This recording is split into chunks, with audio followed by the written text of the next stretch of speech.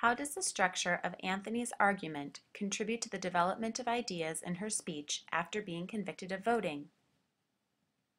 In this lesson, you will learn to analyze the structure an author uses to organize the text by identifying relationships which contribute to the development of the central ideas. Let's review. We've been reading and rereading the speech after being convicted of voting. This speech was written and given by Susan B. Anthony, a pioneer for women's rights and suffragist.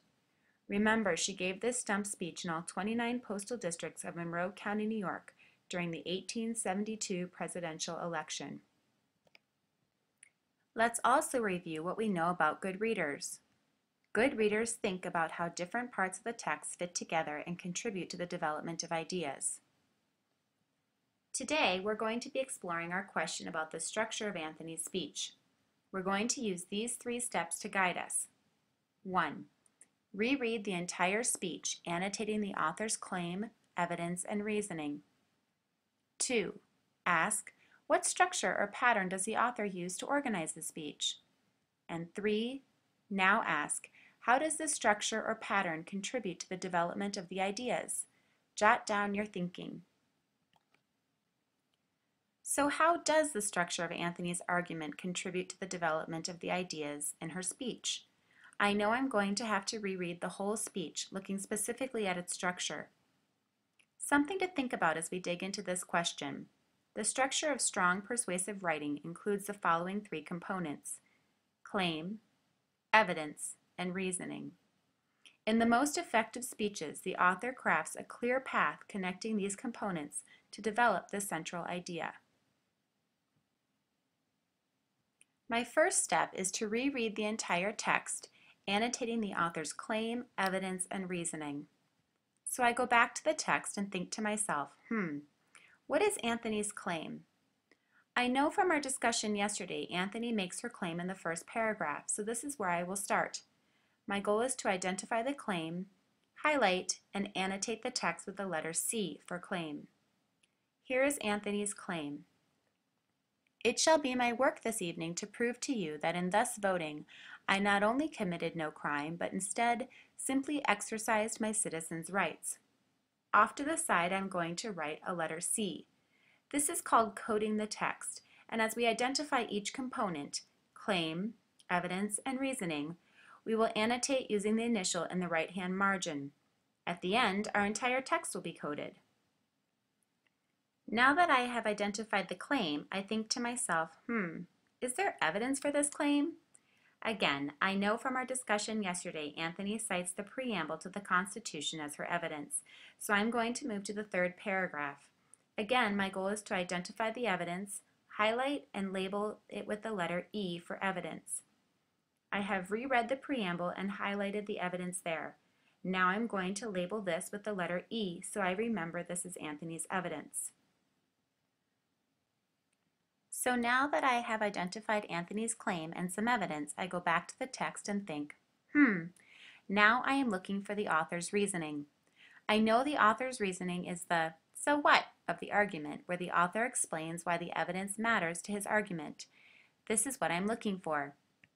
In the 5th paragraph, I have highlighted the following sentences, evidence of Anthony's reasoning. First, Anthony reasons or explains that it was we, the whole people, men and women, who formed the Union. She continues explaining the Union was formed to secure our blessings for all people. Finally, she explains the only way to secure our blessings is by voting. In addition to highlighting, I want to annotate each section with the letter R to help me remember that this is Anthony's reasoning. Next, I will move to the 6th paragraph. I highlight sentences, evidence of Anthony's reasoning. These sentences explain what Anthony believes happens when sex is made a qualification for voting. She reasons, or explains, this is in violation of the supreme law of the land and withholds blessings of liberty from all women. I will annotate and move on.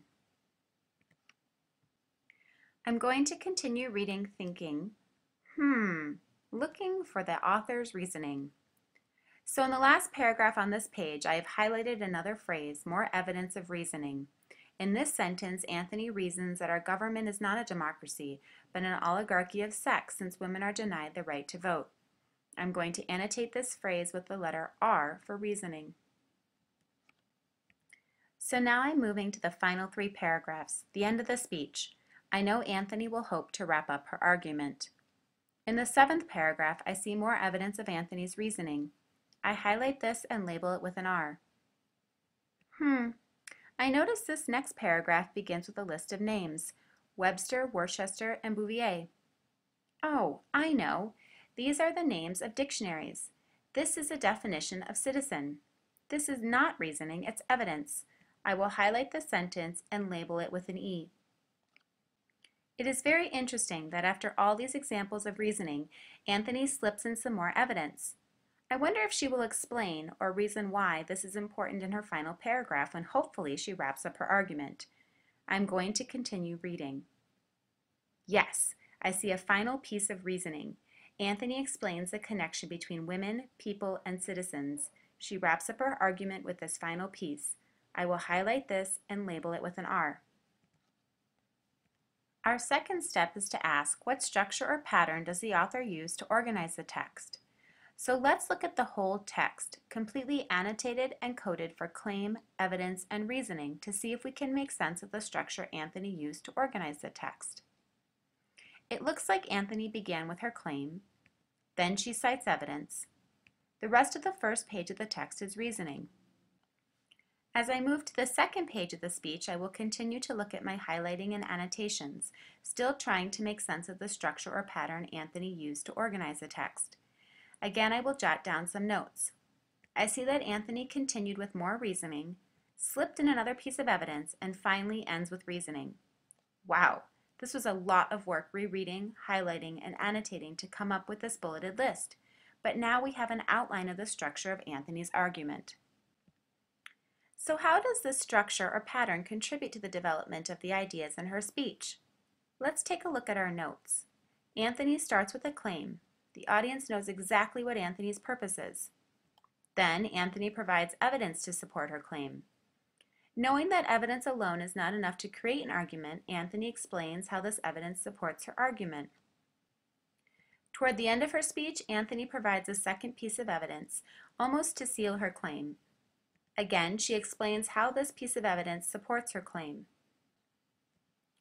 Now I've done some good thinking about this part of the text. My last step is to jot or write this thinking down. First, I want to review the original question. How does the structure of Anthony's argument contribute to the development of ideas in her speech after being convicted of voting? Okay, well, to help me answer this, I have my key details from the text and my notes. So, the structure of Anthony's argument within her speech contributes to the development of her ideas. First, she begins with her claim. Then she provides evidence to support this claim. Finally, her reasoning develops her ideas. One idea connects to the next, all tying back to her evidence and claim. For example, the Constitution, the supreme law of the land, was written for all people to secure our blessings. The ballot is one way to secure blessings. If states deny women the right to vote, they are in violation of the Constitution. She continues throughout her speech, citing evidence to support her claim, and then explaining the evidence through her reasoning. Let's review our steps. 1. Reread the entire speech, annotating the author's claim, evidence, and reasoning. 2. Ask, what structure or pattern does the author use to organize the speech? And 3. Now ask, how does this structure or pattern contribute to the development of the ideas? Jot down your thinking. In this lesson, you have learned to analyze the structure an author uses to organize the text by identifying relationships which contribute to the development of the central ideas.